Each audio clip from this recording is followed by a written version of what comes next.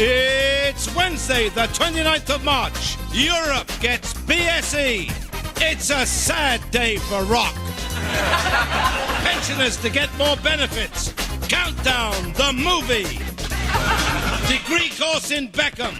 It's called Remedial Studies. Please welcome the man who came up the hard way, Mr. Ian Lee.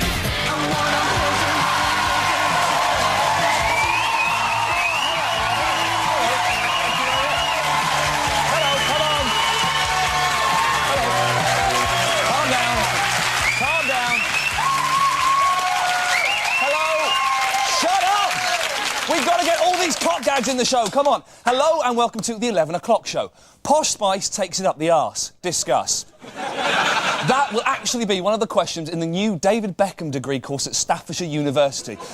It's ridiculous. You can get a BA in absolutely anything now. You can get a BA in football, a BA in sci-fi. The only thing you can't get a BA into is an aeroplane. Unless, of course, you drug his milk. Fools! I pity the fool who missed my joke. It's an 18 reference, it doesn't matter. Doesn't matter. You can even do a degree in leisure management now. That's not actually a degree, surely, that's just being a student. Should we go to the pub or have a tonk in the park? I don't know. He knows, though. He's done both. Tonight.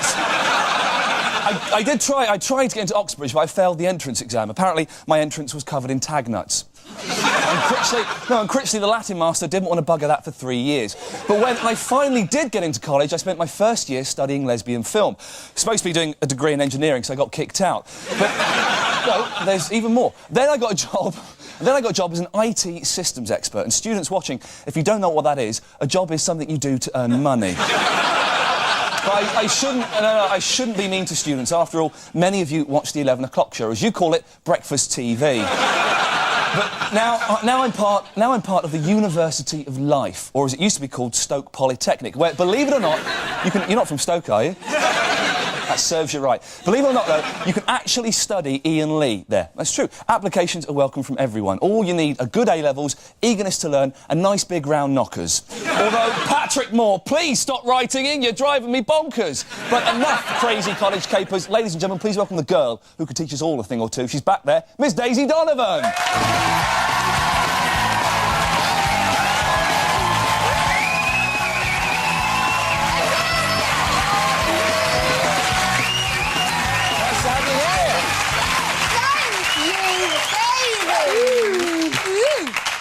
So, Chief Constable John Hamilton has visited an Amsterdam coffee shop and says he didn't see any serious drug problems.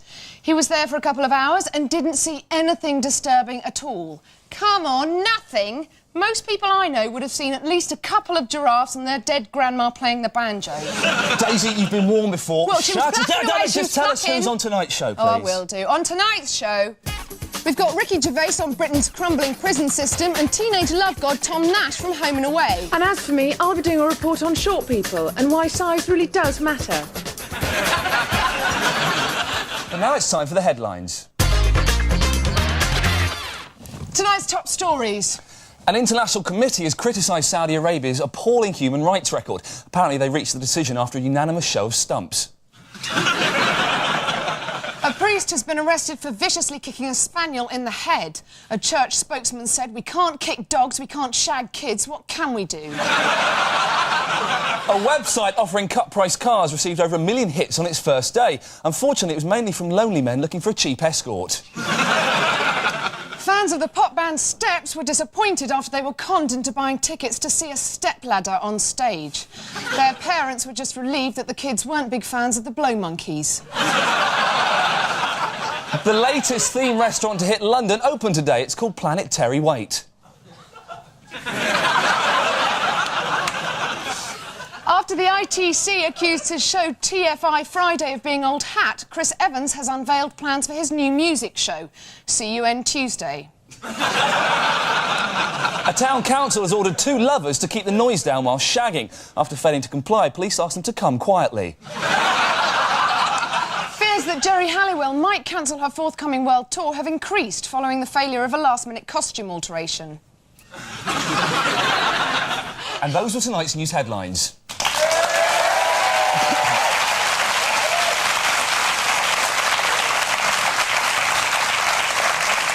Elton John's brand new musical Aida has been universally panned by the critics this week, with some people calling it the worst thing they've seen on stage since Michael Flatley did a scissor kick with his nuts hanging out. Oh, no, I like that. I would like that. Later on in the show, we'll be paying tribute to the original Queen of Hearts. But first, here's some disturbing footage we found of Elton reacting to the death of Gianni Versace. Yeah, he was one of my closest, dearest friends, yeah. It's happened to me twice now with John Lennon, and now it's happened to me with Gianni. And it's just, you know, it's such a shock. Right, now, there's nothing too strange there, just the usual mawkish, self-indulgent shit that Bernie Taupin writes for him. It only gets weird when Elton starts talking to a French film crew. Watch this method of making them understand English. It's a tragedy. I am so sad. He was one of my best friends. I will love him forever as a person who had so much life, so much genius. So sad. It is. I am so sad. It's so sad. There'll be more from Elton later. A Home Office report has revealed that conditions in Britain's prisons are worsening, leading to fears of riots throughout the system. For less on that story, here's Ricky Gervais with his report. The government was accused of endangering the public today, as it was revealed that many prisoners released with electronic tags are violent and many have reoffended. This latest crisis in the prison service comes on the 10th anniversary of Britain's worst ever riots at Strangeways Prison. Do you remember those riots? I remember watching them as they happened with my nan on telly, yeah? And it's been on the news for ages, yeah? And all these prisoners are on the roof and they're ripping up the slates and they're throwing it down into the yard and they're going berserk. And my nan went, "Look at them, and awful. They should be locked up." We put it in the home office. We had to. It was the last straw. My mate actually did some time in jail in Reading. Jail. He only did 6 months, but when he got there, he had to share this cell with this horrible, fat, sweaty perv called Grizzly. And after about an hour, Grizzly went, "Two things you got to remember, right? Never grass and be nice to me." And I went, "Yeah, right, yeah." He said, "Right, and now we plays mummies and daddies." And I went, "Oh, fucking hell." And Grizzly started undoing his trousers, went, "You can be daddy." And my mate thought, well, actually, you know, that's the better role, at least, right? And then Grizzly went, "Now come over here and suck mummy's cock." Reading Jail, of course, most famous for the trial of Oscar Wilde, sent down for lewd homosexuality. Legal now, of course. But the trial was interesting, because the judge went, "Right, Mr. Wilde, you stand accused of willful bumming. How do you plead?" "Not guilty." Well, I must say, there's a lot of talk. Well, yes, but if there's one thing worse than being talked about, it's not being talked about. See, that's what I'm talking about, Oscar. That sounds a bit bent in itself. Oh, come on, no. And when you went through customs at New York, the officer said, "Have you anything to declare?" And you said, "Nothing but my genius." Yeah, well, there's nothing gay about that, is there? No, but when they actually looked in your case, they found a butt plug, some poppers, and the best of Eurovision on video. Souvenirs. Come on. I must tell you, if you're found guilty, we're sending you to Reading. "No, not Reading." "Yeah, exactly." "Oh, come on. I'm not a mass murderer. I'm a bender." "Caught ya." "Oh, yeah, you did." Oh, I looked into that one. Every time I opened my mouth, I put a foot in it. My foot in it. You said a foot. I meant my foot. Take him away. And that's a true story. That's what happened. The only bird he ever did. This is Ricky Gervais, the 11 o'clock show, Reading.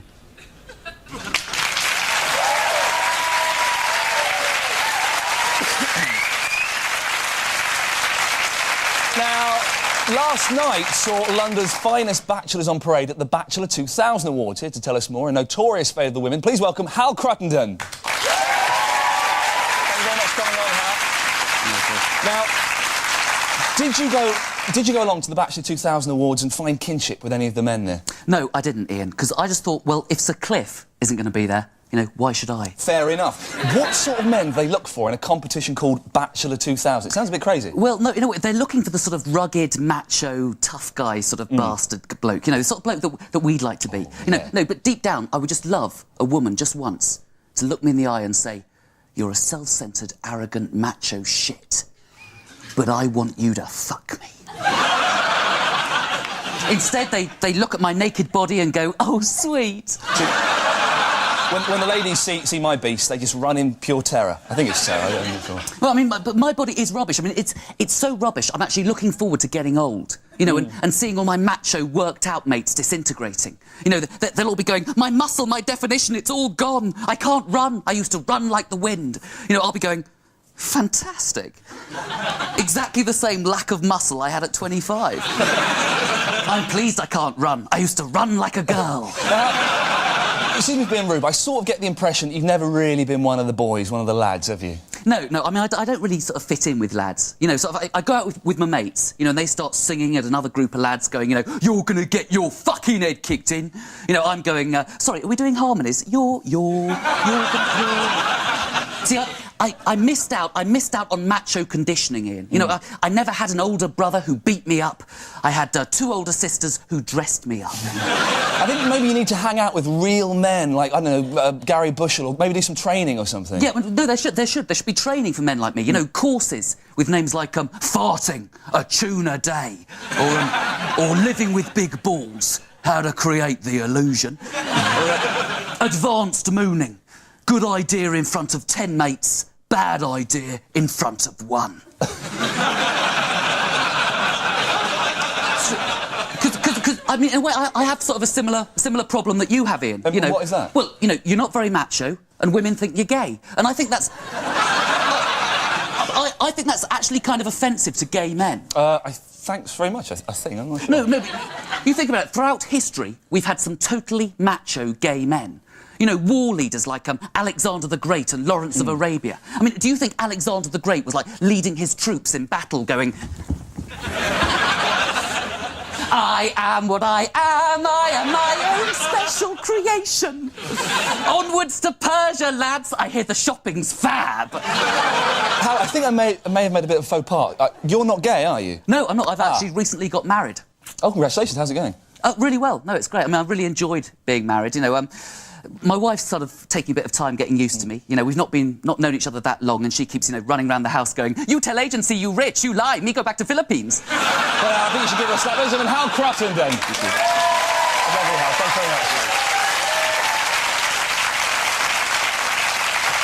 Now, they say that size doesn't matter, but try telling that to Jeremy Beadle when you're first introduced to him. But new research has revealed that size does matter, with teachers being prejudiced against the shortest pupils. To find out if this is true, Daisy Dunn gone to London, home of differently sized people, to get the long and short of it. A report out today reveals that small people are perceived to be less intelligent than normal-sized people because of their size. Is this true, or are short asses simply being short-changed? I've come here to London to investigate. I have with me a tall lady and a short lady.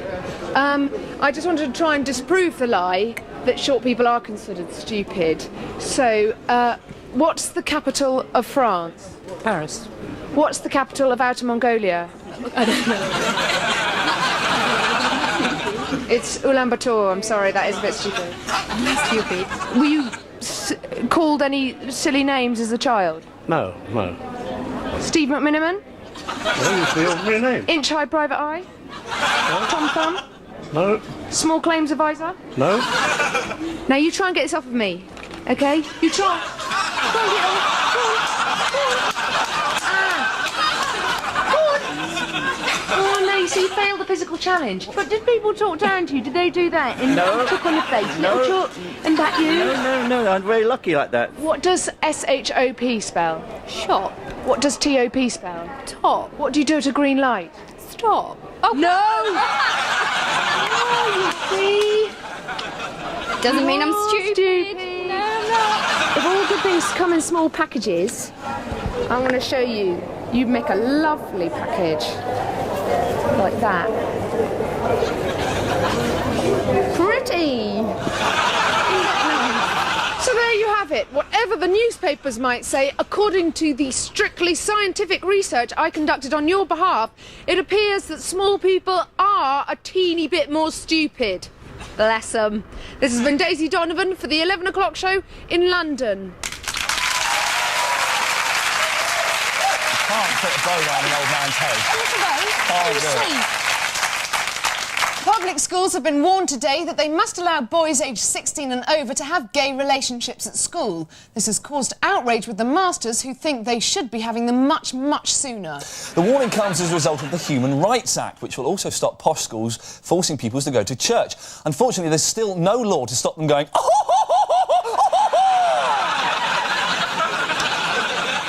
This is all very well for the tough schools, but where does that leave the comprehensive kids, whose daily routine consists of fighting, smoking and listening to Captain Sensible? Well, to find out, let's take a look at a school we all know and love, EastEnders Walford Comprehensive. Here are some of the human rights local children are fighting for in the courts. Case 1, Martin Fowler versus Walford Comp 1998. You're now perfectly within your rights to skip lessons and act in a surly, thieving manner if... Your mum looks like a Danish wrestler. Your dad was a nut who regularly thought Christmas trees died and had a bench named after him. Your sister has skin like a coconut husk. And your older brother is a vegetable vendor cursed with slow-burning AIDS. Case 2, Sonia Jackson versus Walford Comp 1999. You are now perfectly within your rights to swap games for an afternoon spent in a cafe eating chips if... You look like Joe Pasquale.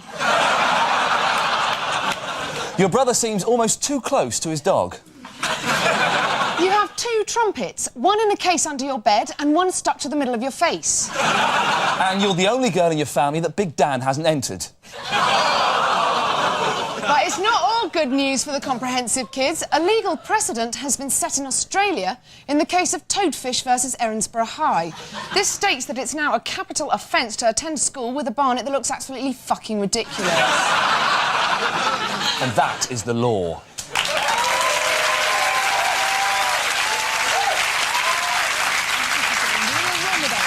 That's it for part 1. In part 2, we report on American gun crime. Home and Away character Tom Nash talks about being a Home and Away character. And after the break, we've got actual footage of shiny knobs on wheels. You'd be a fool to miss it.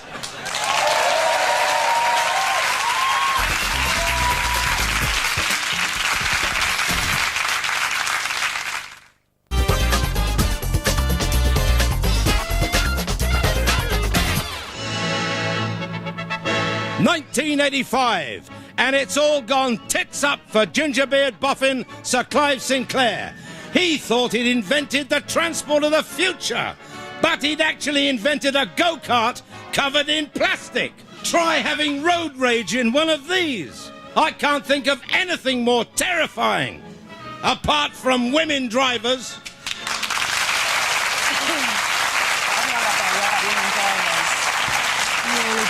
I'm not listening to you. No matter. That all happened 15 years ago today, Wednesday the 29th of March. But now it's time for another look at today's headlines. Britain and Germany to team up for World Cup bid. They provide the stadiums, we'll supply the hooligans. Beer-flavoured ice cream goes on sale, Mr Whippy becomes Mr Floppy. Headmistress bans Harry Potter books because she says witches are real. When asked for further comment, she refused to leave her gingerbread house. Very good, Daisy. Want to know about tonight's guest? I don't know. Ask her. Ask me, because here's what I'll tell you. Starring in Aussie super soap Home and Away, he found his perfect beach before Leonardo had even thought of looking. With the beach came a passionate affair with an older woman before he finally settled down with someone his own age. On telly, he's troubled teenage heartthrob Tom Nash, but tonight, Ian, he's going to be Graham Squires.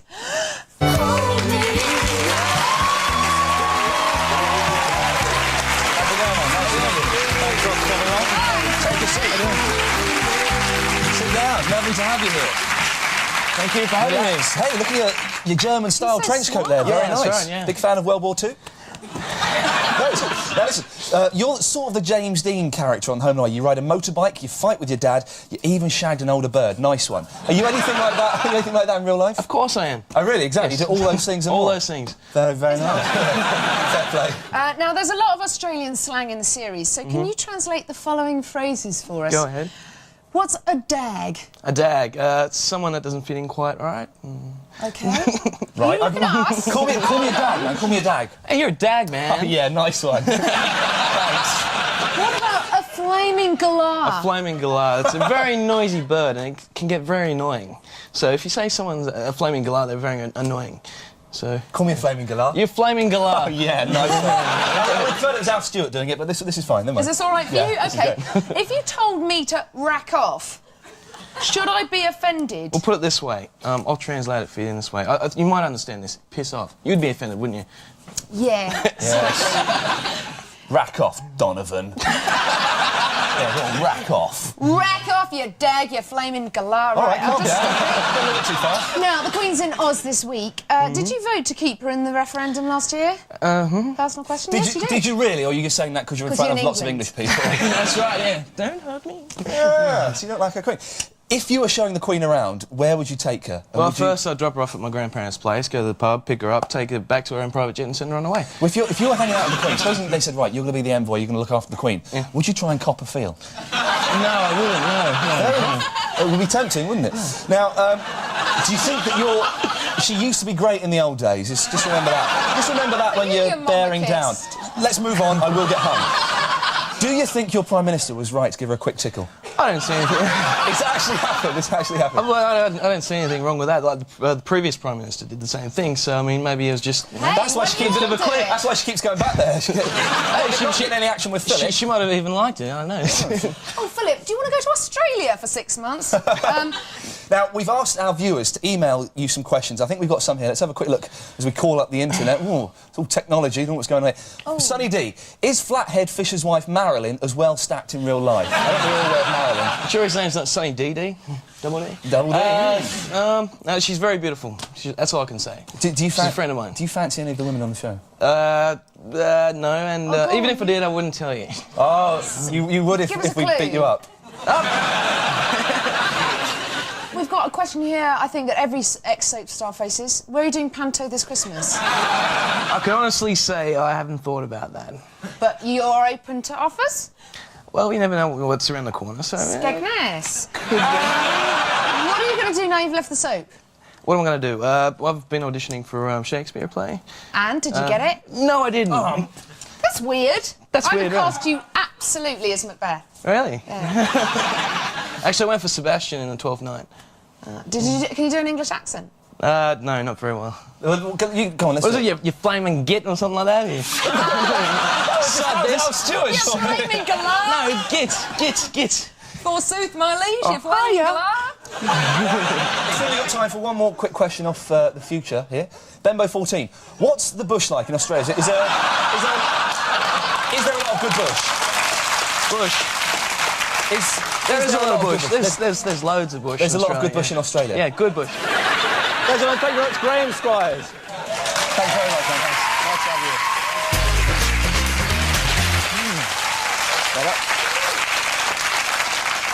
And for more on that story about prison reform, we go over now live to Ricky Dean Gervais. Ricky, what should be the priority for prison reformers? I've got one idea. This is sort of personal, just in case I ever go to jail. I think they should replace all the soap with shower gel. That'd be a good start, wouldn't it? Because it hangs up and you don't drop it on the floor, if you know what I mean. The downside is they're just the right shape for shoving up your arse. So, but the little hook's handy for pulling out quick if a warder comes along, do you know what I mean?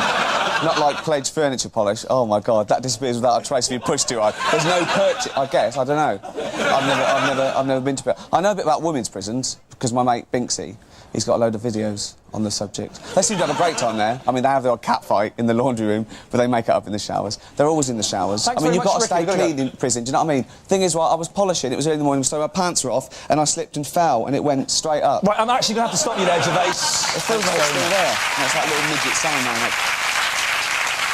Sadly, for us all, that's all from tonight's show. Tomorrow we'll be joined by DC Danny Glaze and WPC Vicky Hagan from The Bill. Before we go, some late news.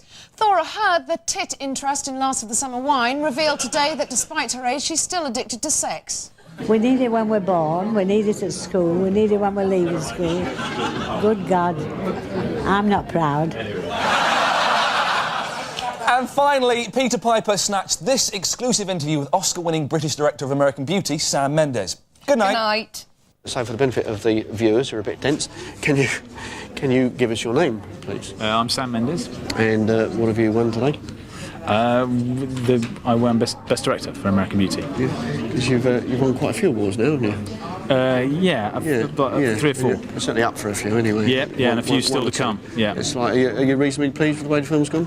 I'm thrilled with the way the movie's gone. Yeah, thrilled. It's done all right, isn't it? Really. It's like reasonable. It's all right, yeah, for a first film. It's like beginner's luck, or a little bit of that. Yeah.